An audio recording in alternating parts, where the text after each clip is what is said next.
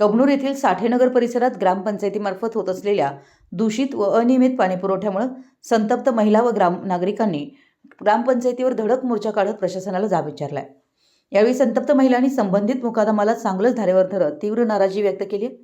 साठेनगरमध्ये महिन्यातून केवळ 3 ते 4 वेळाच पाणीपुरवठा होत असून तोही अशुद्ध व दूषित स्वरूपाचा होत असल्याची तक्रार नागरिकांनी केली।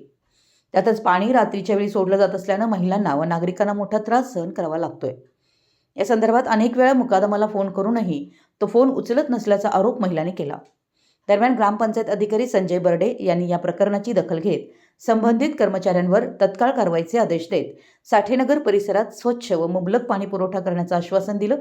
या प्रसंगी विद्या शिंगे, सुरेखा पवार, लक्ष्मी बडर, सुनीता सुतार, छाया सुतार, सारिका कुंभार, पाशाभाई, राकेश आवळे, राजू रसाळ, शरद शिंदे आदी नागरिक उपस्थित होते। मराठी एस न्यूजसाठी कबनूरहून चंदुलाल फकीर।